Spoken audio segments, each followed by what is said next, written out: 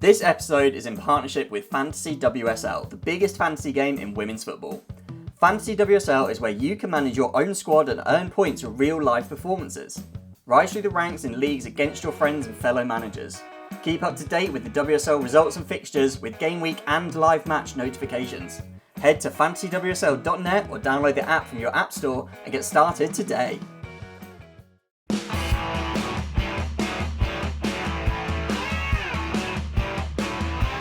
Hello everybody and welcome to Decoding the WSL, the podcast dedicated to the stats and facts in the WSL. The WSL was back after the winter break at the weekend. We saw a few games where we probably could have predicted the outcome and definitely one that took the headlines. We're going to be looking back at the previous game week, looking ahead to the upcoming game week. I'm your host, Stattorino.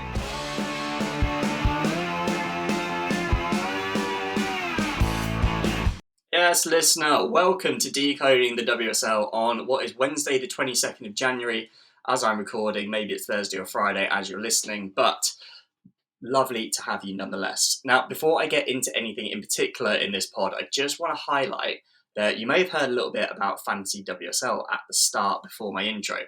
That is because Decoding the WSL is going to be working with Fantasy WSL for this second half of the season, which is something I am super excited about. I'm going to be doing a little bit with them, but I'll let them explain anything that I'm doing there. But they are going to be doing a decent amount for us, which I'm really excited about. So each week, they're going to be sending over some of their highlights. So that might be the best team of the week. It might be the top visionary picks. It might be the captain picks. It might be players that are getting transferred in and out. Anything like that. Whatever is interesting, basically, that comes out from their data, I'm going to be sharing with you to get a bit more of an insight into the actual game itself, as well as just, how well my team did and how well how well people are doing in the Stattorino League. So that's something I'm super excited about. I love fantasy games. I've been doing FPL for years and still do. And I'm really happy that Fantasy WSL is a thing because I think it's so important to have a game like this, not just for the people, like me that know the game relatively well, but for the people becoming interested in the WSL and getting people interested in it, getting knowledge of, not just your Beth Mead and your Mary Earps and the famous players, but knowing about lots of different players throughout the league and actually some of the players of high quality that you might not hear about in headlines. So I think it's super important for the league as a whole, for the brand. I think it helps people get into the game, and it's really good to see it really well done and really professionally done, not just, some person with a spreadsheet trying to keep track of stuff manually. It's actually really professionally done with an app with really good branding, with really good functionality on it. And obviously they've got all the live scores and stuff like that on it now. They're doing a fantastic job. No one could be doing it better. And I'm really glad to be working with Fantasy WSL for this half of the season. So that's something to look forward to. I'll cover off a little bit more towards the end of the pod. But let's start this pod by having a look back at what happened this weekend. So it was a winning debut for Sam Kerr. No, not that one. But she helped Liverpool to a 2-1 win at home to Brighton on Friday night. Then on Saturday, Aston Villa continued their unbeaten run under Sean Gota with a 1-1 draw away at Everton. Sunday's early kickoff was a game to forget for Janina Leipzig, as her own goal was the only difference in Spurs' 1-goal win against Leicester. There were two 5-star performances in London derbies on Sunday afternoon, Arsenal and Chelsea beating Crystal Palace and West Ham respectively by 5-0 each. And finally, on Sunday evening was the Manchester derby, where the away team painted the Toone red. And that is where we're going to start today's pod. Yes, listener, the big game of the weekend was obviously Manchester City 2, Manchester United 4, and wasn't that hell of a game? There were a hat-trick of assists for Elizabeth Turland and a hat-trick of goals for Ella Toone. Leah Galton also getting on the score sheet for the other Man United goal, albeit from an offside position.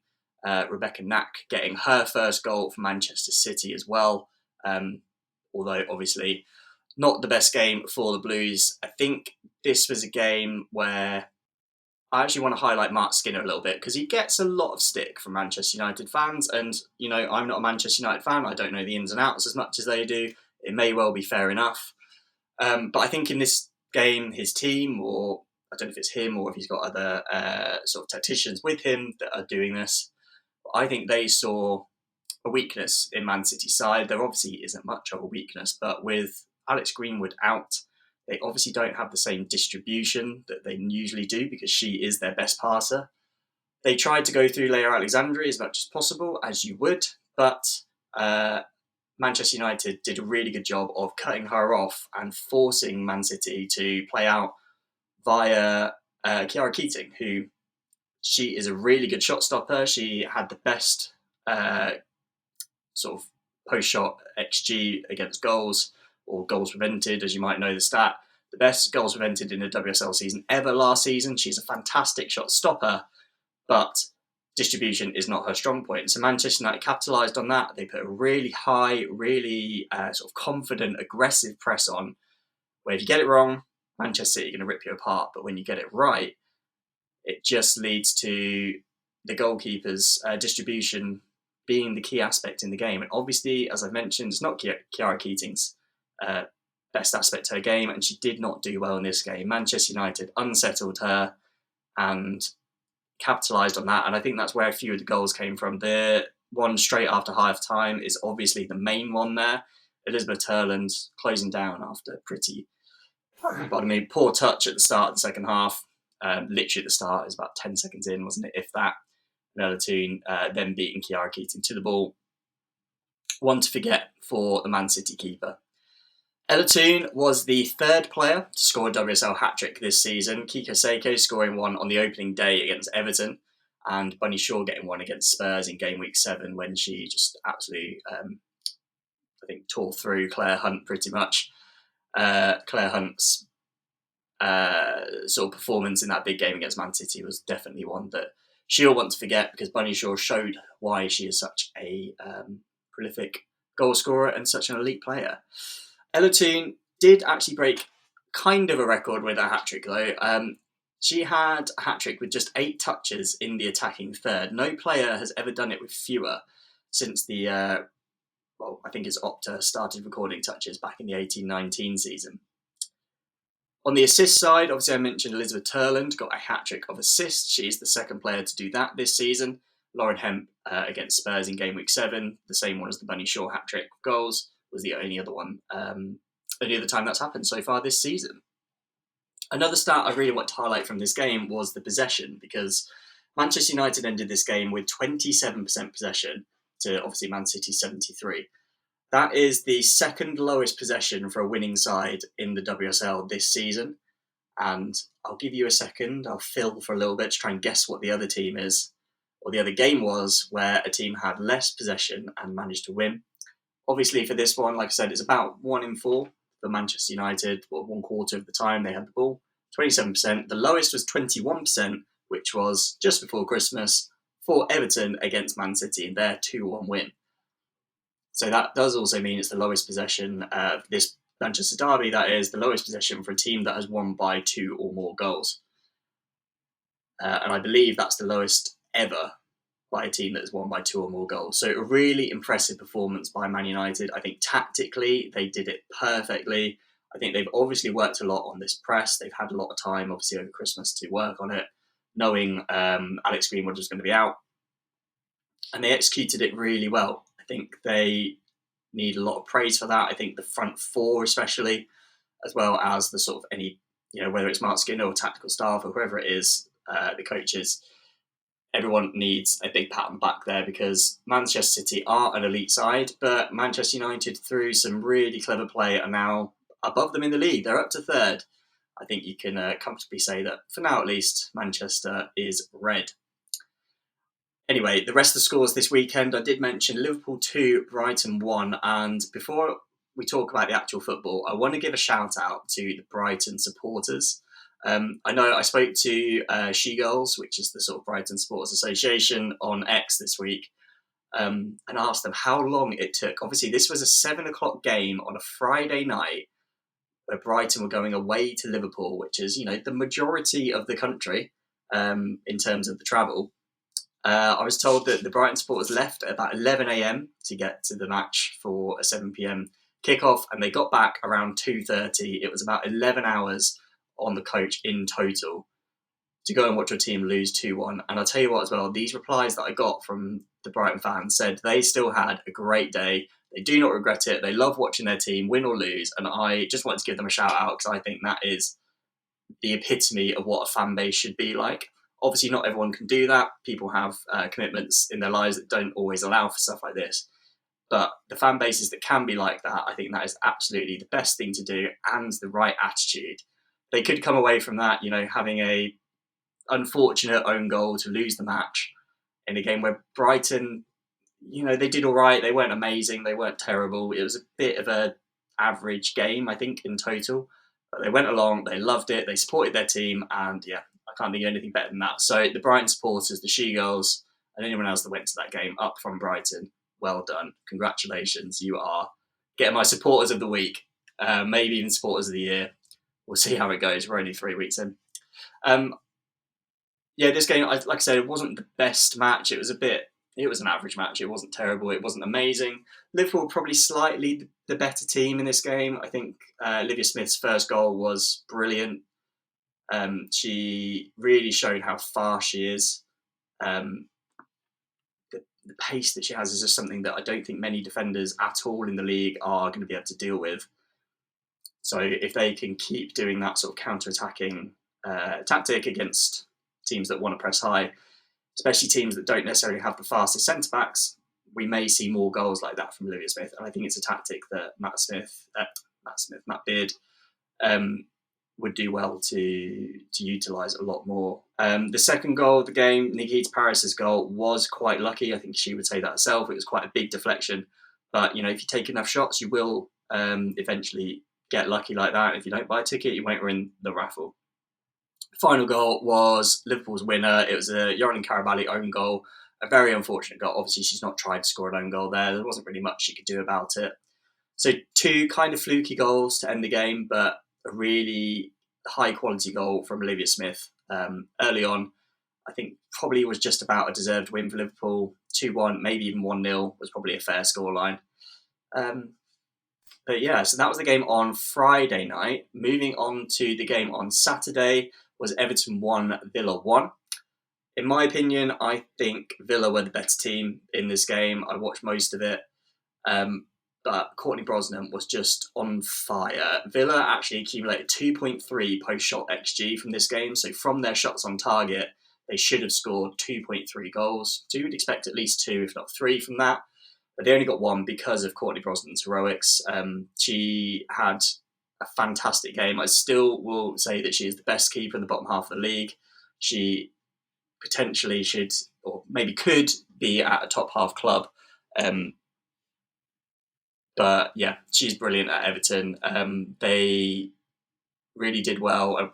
She did really well to keep it down to just 1 goal for Villa. And then obviously Vitriki Sarri got the equaliser in the, I think it was 89th minute, with a really good strike from distance. So one that Villa will come away from thinking, how did we not win that?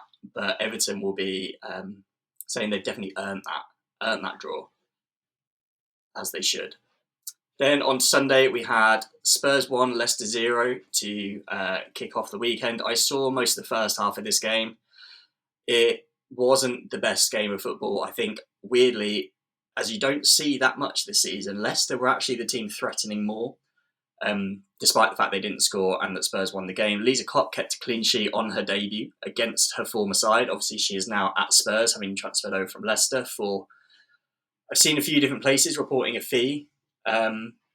But I think whoever's right with this reported fee, it's a decent amount of money for Leicester. Hopefully they reinvest it because they need definitely some attacking reinforcements. Not all of their players are coming back from injury as quickly as they hoped.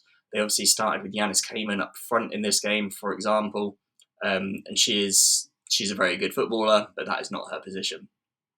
I think this was highlighted when she missed the best chance of the game. It was a 0.81 XG chance, and to be honest, I'm surprised it's only 0.81.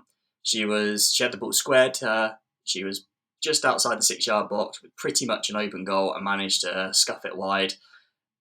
I think that was a moment that can sort of summarise Leicester's season a little bit. They don't get many moments in front of goal, and when they do, they're not very clinical, which is largely because they don't have the players available, because unfortunately, for no fault of their own, I guess, their forward players have just ended up being injured. We talk about your Tarantala, Lena Peterman, Shannon O'Brien, those sort of players. Some of them are starting to come back now. Naomi Mouchon, obviously, as well, the summer signing, but they're really struggling with their injuries. And there's not really much they can do about it. But if they've got some money from Lisa Kopp's sale, they might be able to reinvest a bit. The only goal in this game, as I mentioned earlier, was a own goal from Janina Leipzig. I did feel a bit bad for her. Amanda Nilden's cross, I think, you can't quite tell from the angle, but I think it got a deflection off Sophie Howard, which then unfortunately ended up going through Janina Leipzig's legs. It hit her left leg on the way in. There's not too much you can do about it. It's one of those things that just happens in football. Sophie Howard and Janina Leipzig were just doing the right thing, and it just happened to be the deflection went the wrong way. Leicester, I think, probably did get enough chances to at least get a goal back. Obviously, there's that Yanis Cayman chance. Missy Goodwin had a decent chance in the second half as well. But, yeah, it wasn't to be. There was another game without scoring for Leicester, and Spurs came away with a 1-0 victory, despite only having 2 shots in the match, which were both off target. There's not often you see a team winning a game while having 0 shots on target. I did, before we move on from this game, did want to just shout out Nelly Yaz as well, because she made her full debut, and I thought she did really well. I know Boots, Balls and Bras, so Farrah Williams, her podcast with Anita Asante, they put Nelly Laz in their team of the week. She's not in mine, but I did think she did really well. I think she was probably one of the better players on the pitch, which, considering she's, 17, something like that, a very inexperienced player, she obviously went out with a point to prove and wanting to do so, and did to an extent. But yeah, to no avail, because it was a good performance, but unfortunately not quite the outcome. Finally, the last couple of games were ones that I don't think I need to go into too much detail on. It was a 5-0 win for Arsenal at home to Crystal Palace. They just looked comfortable throughout. Leah Williamson opened the scoring from a corner early on, and then Palace never looked like threatening too much. Certainly not as much as Arsenal did, and Arsenal ran away victors. West Ham 0, Chelsea 5 was much the same. Chelsea, once they got into the lead, it never looked like West Ham were going to trouble them that much. And yeah, I think it was a game that showed that Arsenal and Chelsea are, I know they're the top 2 in the league at the moment, and Palace and West Ham, I don't know if they're the bottom 2, they're at least in the bottom 3 or 4, I can't remember off the top of my head. But it really highlights the disparity in the top and the bottom of the WSL. There's been a lot of talk recently about the FA Cup because there were no cup sets. Every team that was in a higher league won their match.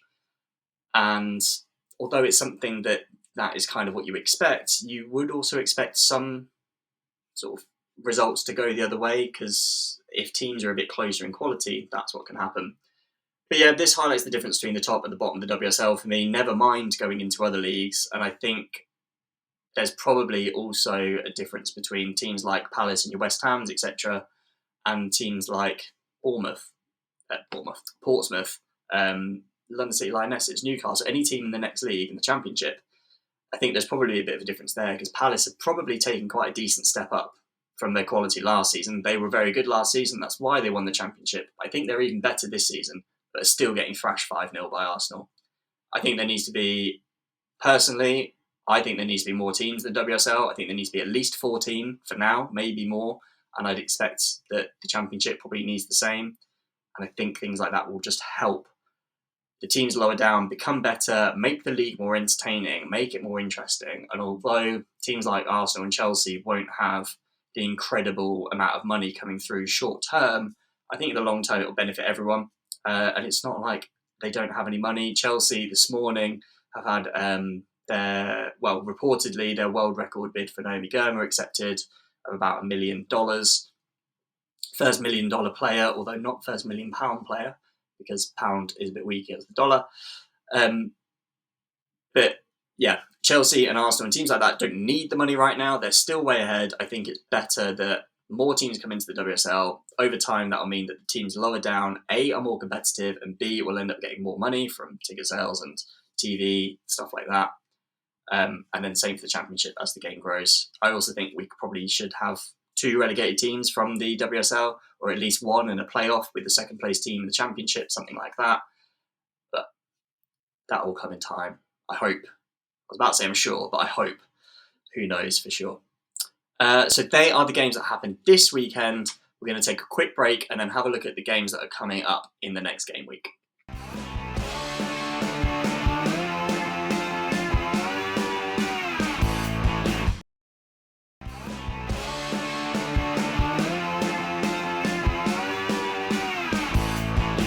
Hello listener, welcome back to Decoding the WSL with me, Sam Stattorino. We are having a look ahead now to the games coming up this weekend.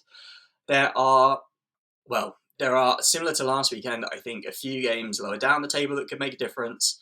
A couple of games, between teams higher up and teams lower down, but one big game at the top. So Saturday, we've got Aston Villa against Man City. City have been hit by injuries at the moment.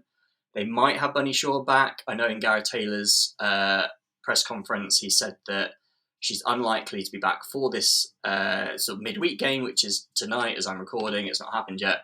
But she may be available for Saturday. We'll have to wait and see. Even if she is back, I don't think she's going to be firing on all cylinders just yet. We're not going to expect her to go and score a hat-trick in her first game back. I do think Aston Villa did well at the weekend, as they have done quite a lot this season. Their underlying numbers generally are pretty good, but Man City will have too much for them. I'm going to go for a close game this one, but a 2-1 Man City win. Then on to Sunday, the first game of the day is the big game. It is first v second in the league, and it is the one that I really want to highlight this weekend coming up. It is Chelsea against Arsenal. Two managers that are, they've made their teams into such form teams. Chelsea were already amazing under Emma Hayes, as we know, but Sonia Van Pastor has taken them up to another level. They're obviously unbeaten since she took over, drawing only one game, which was against Leicester. Arsenal, on the other hand, started the season not terribly, but poorly by Arsenal standards.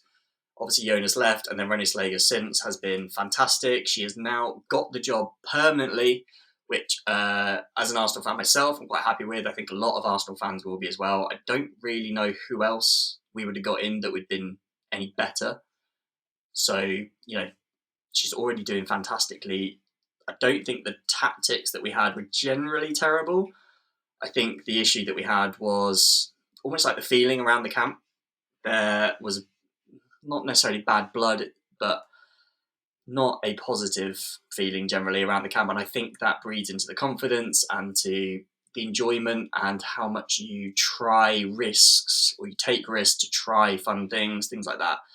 It just became a bit stale. And that's why I think Arsenal struggled with low blocks, things like that. Whereas it's been so much better since Renée Slager has taken over, despite the fact the tactics haven't changed that much.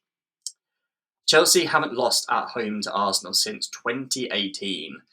And unfortunately, I think that's going to continue. I would love for Arsenal to win this game. I think if there's going to be any sort of title race this season, this is the match that Arsenal need to win. This is the match that Chelsea need to lose to make the league interesting.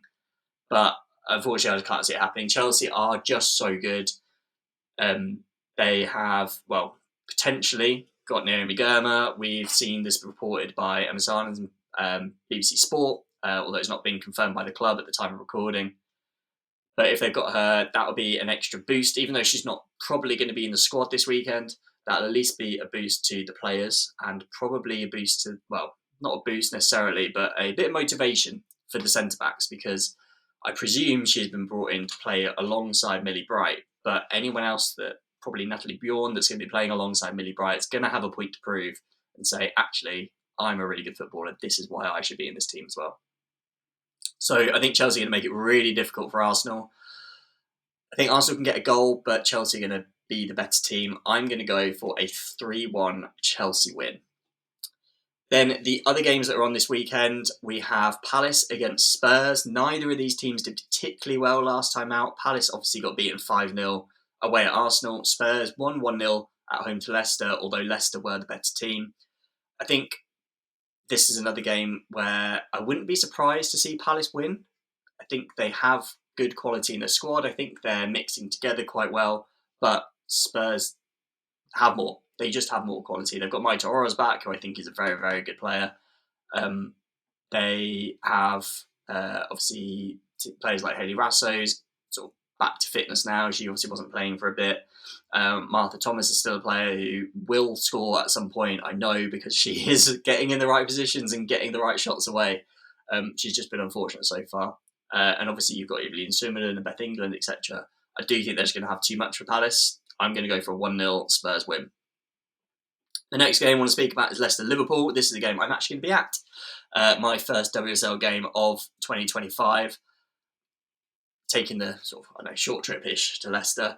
I don't think Leicester are going to do that great. I know they were the better team on whatever day it was they played on Sunday, but Liverpool probably will just have a bit too much for them. I don't think Leicester have got their shooting boots on just yet. I don't think they've got enough players fit that they're actually going to be reliable to sort of trust to score loads of goals. But they're still going to be really good defensively. Nina Leipzig, Sophie Howard, Sari Keys, they've all been really good this season, and I expect that to continue. But, if Leicester are going to have to play someone like Takarada up front again, or Yukima Miki maybe against, let's be honest, probably the tallest back three in the league, which is, probably Jenna Clark, Gemma Bonner, maybe Grace Fisk, someone like that. I don't think Liverpool are going to struggle too much to shut Leicester out. And I think Leicester will do a good job shutting Liverpool out, but not good enough. I'm going to go for a Liverpool 1-0 win. Then we've got West Ham, Everton. This is obviously two teams near the bottom of the table that are going to be looking to move up away from Crystal Palace, who I think are still 12th. I believe they are. Can't remember off the top of my head. I haven't got it in front of me. They're two teams that I think did quite well this weekend in terms... done well this weekend. That have been on good form recently in terms of WSL games. Obviously, some of these are before Christmas. West Ham won their last couple of home games before Chelsea. Everton obviously won against Man City. They got a draw against Villa with a really good performance from Courtney Brosnan and a really good goal. I think both teams have got a goal in them. West Ham probably are the better squad. I would have said that a month ago, but Everton have recruited really well. I don't know how well those players have gelled in yet. So I'm not confident on them, hitting the ground running and scoring loads of goals. I'm going to go for a draw in this game. I'm going to go for 1-0. And then the final game this weekend is Man United against Brighton. Obviously, Man United will be riding a high after their win. Brighton will be taking quite a long trip. Again, obviously, Liverpool on Friday, and this time it's Manchester.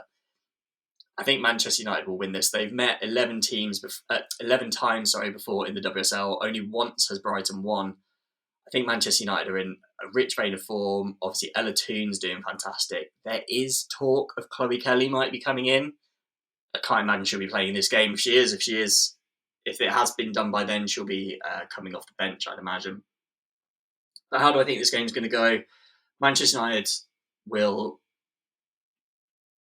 not dominate possession. I think Brighton are very good at that. People like Gura Bergsvan, Yorlin Karabali often make a lot of passes in the game and progressive passes as well, long passes. They've got really sort of high numbers for. So Brighton will show a bit of a threat going forward, but I think they'll leave a fair bit of room for Manchester United to play into and to counter-attack into. I'd imagine Manchester United will probably start Elizabeth Turland, Leah Galton, Ella Toone. So with the pace that those three have, I don't know who's going to be on that other side, but the pace those three have at least, I think they'll cause Brighton a couple of problems on the counter-attack. Maybe twice. So I'm going to go for a 2-0 Manchester United win. I don't see Manchester United conceding in this game. The Man City game was the first time this season they've conceded twice in a game in the WSL. And Brighton are not a team that are going to score loads. Of the 5 goals Manchester United have conceded, one of them was against Brighton to their former player, Nikita Paris. But yeah, in this game, I think their defensive quality is going to show. I think they're just getting better and better. I think they're deservedly into the top 3. And yeah, I think a 2-0 win sounds about right.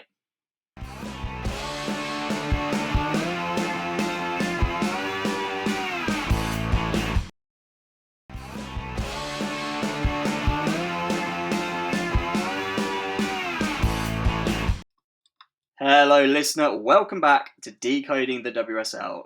Now, I mentioned earlier that we are going to have a segment each week focusing on Fantasy WSL, and here it is. It's something I've been really looking forward to, and I hope you do too. I think, as I've mentioned, Fantasy WSL is so important, not just for the enjoyment for people like me, that sort of know the league pretty well, but especially for new fans to the league, it's going to really help people be aware, not just of some of the headline names like, your Alessia Russos and your Lauren James and people like that, but also the quality of a lot of the sort of, not headline grabbers in the league. So, people like Sondi Baltimore, who's a fantastic player. The average women's football fan or new to the game women's football fan might not know about her, but she's getting a lot of points this year. She's going to be someone that they start to think about a bit more, things like that. I think it's so important, as well as being really fun. So I'm really glad that Fantasy WSL are teaming up with Decoding the WSL for the rest of the season, and long may it continue. So let's have a look back at what happened in game week 11, because I've got some stats from their social media, and I've got some secret stats as well, I guess, that the lovely people at Fantasy WSL have sent to me, especially for this episode. So let's have a look at what happened. I'm going to start off with the captain picks, because there weren't that many players that were picked by a lot of people. So generally in previous weeks, you've seen sort of 10, 20% of fantasy players have been picked, have picked the same captain. That hasn't really happened this week, which I felt was very strange. But I guess that shows, after Christmas break, people aren't really sure what's going to happen. In fact, there were only 2 players, sort of actual football players, that were picked as captain by more than 2% of fantasy players. They were Guro Reiten, who was the captain for 2.1% of people, so about 1 in 50, and Alessia Russo, who was the number 1 pick at 7.9% of fantasy players. So she was picked by about 1 in 13 players this week, and she ended up being a really good one to pick because she got 10 points, so double that, you're getting 20 points just from 1 player. The team of the week this week was the manager, Lucy O'Sullivan, whose team really were on a roll because they got 109 points in fantasy this week. That is a huge number. Not something that most people are going to be getting every week. Lucy had 3 Arsenal players in her back line, so they've all got a clean sheet, points for that, as well as the fact that Katie McKay got an assist and Leah Williamson got a goal, as well as some bonus points, so they both hit double digits. There was also double digits for Erin Cuthbert in her team, and clean sheets for Lucy Bronze and Hannah Hampton for Chelsea. Then the big points for her came from Ella Toone. She is a player that I think a lot of people would have had at the start of the season because she was doing pretty well. She was then out for injury for a couple of months, and I think a lot of people, myself included, did not have her in the team. However, she was selected by 18.5% of people this week, and at 9.2 million, she ended up still being a pretty good steal because she got 20 points. That's 2 points for playing 60 or more minutes, 15 points for a hat-trick, as well as 3 bonus points for being, basically the best player on the pitch. All of that added together, as well as Rachel Daly getting 9 points, meant that Lucy O'Sullivan got that 109 points because she had that Arsenal backline, 3 Chelsea players, Rachel Daly up front, and an Ella Toone captain getting her 40 points.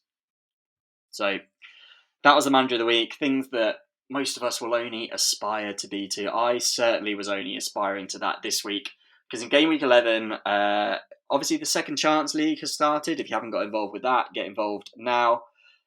I was 17,343rd in the world, so I did not have a good week this week.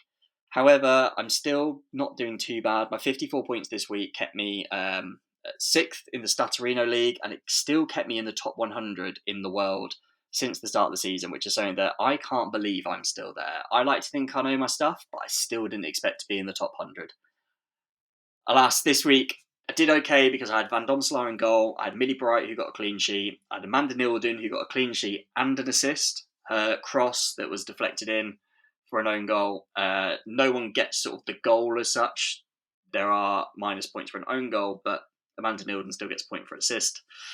And Alessia Russo was my captain, so her 10 points were doubled to 20, and those 4 basically carried me because I didn't have anyone else that got more than 3 points. Most of them just getting 1 or 2. So my 54 points kept me in the top 100, just about. We've still got Blues Cheese FC topping the Stattorino League. There are 206 teams in it. Blues Cheese FC is the number 1 team, 70 points ahead of me with 755 points overall. They actually got 72 points just this game week, which is really high. They had Rebecca Knack, who we know scored, Leslie Russo, Leah Williamson, Katie McKay, Millie Bright. Some real high-scoring players this week. Blues Cheese FC, I should say, sorry. I don't mind too much that they're way ahead of me because they are third in the world, and that is a madness. To be third in the world, I don't mind if you top my mini league because I'm not expecting to be ahead of you. So well done, Blues Cheese FC, whoever you are. I hope you're listening. I hope you've enjoyed your little shout out there. Now, something else I wanted to highlight this week are a couple of things that Fantasy WSL have sent me.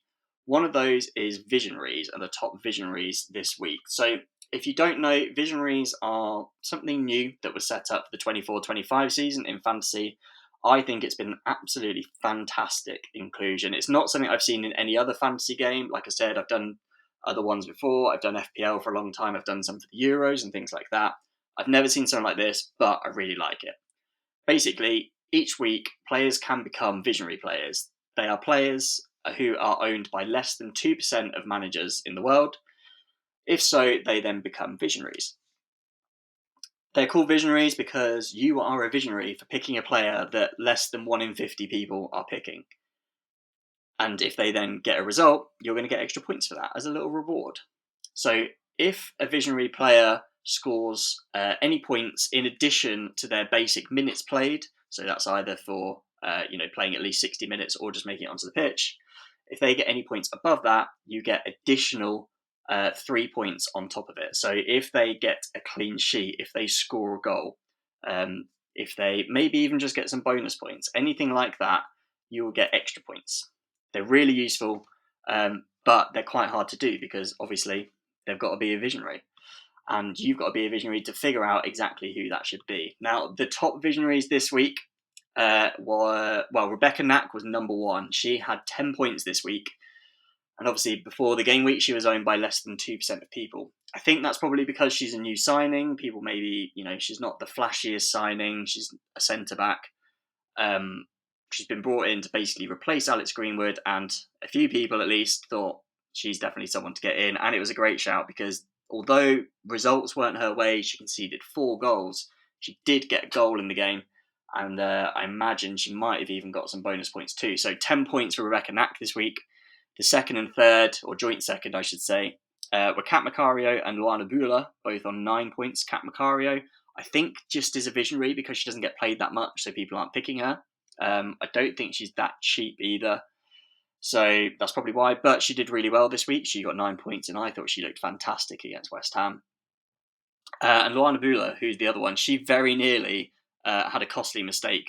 It was her mistake that ended up with the move that resulted in Yanis Kamen missing the goal. But she did keep a clean sheet. That is then obviously extra points as well as the minutes played.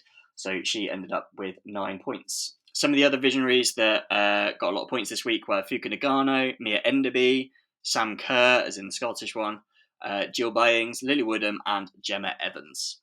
So they were your top visionary performers this week. I really would recommend doing your research, find out who the visionaries are, and see if there are any that you think are good to put in. Now, the other thing that Fantasy WSL have sent me is people that are being transferred in and out a lot ahead of game week 12. This is something I find quite interesting because it gives you a bit of an idea of what people are seeing in the media and what people are thinking of changing their teams perhaps longer term as well. So the 3 most transferred out players this week are all from Manchester clubs. The first one is, and the number 1 player with 1,763 players already transferring her out, is Bunny Shaw. Bunny Shaw was obviously injured before Christmas. She has not come back yet. She is not playing in the cup game tonight, as Gareth Taylor has said in his interview pre-match, but she might be playing at the weekend. So it's a bit of a risk, but I guess you can use the budget from Bunny Shaw for something else. Probably someone like Alessia Russo, who is in form and scoring goals, even if she doesn't have the best game. She didn't play amazingly well against Crystal Palace, but still got a goal. The second player who has been transferred out the most is Grace Clinton, with 757 people already making the cut to take her out. She's been fantastic in the first half of the season. I think she's been one of Manchester United's best players.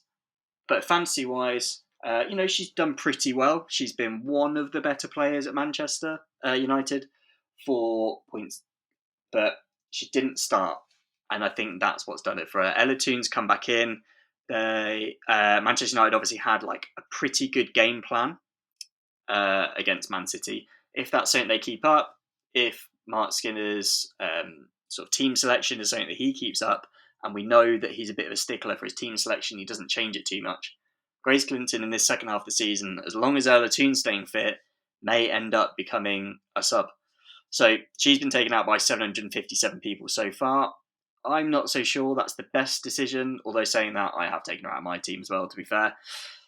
But the third player on this list is Alex Greenwood. 674 players taken her out already. Now, I think the reason she's third on this list and not any higher is probably because she was higher previously.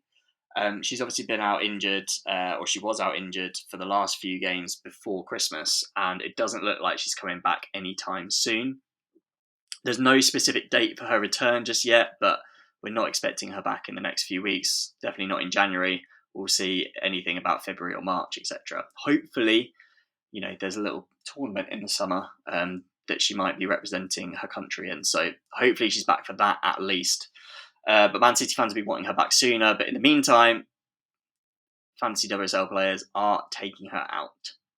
Now, the top 3 transferred in players this week. The number 1 player is not quite who I thought it would be. The number 1 player is actually Alessia Russo. 1,336 people so far have transferred her in.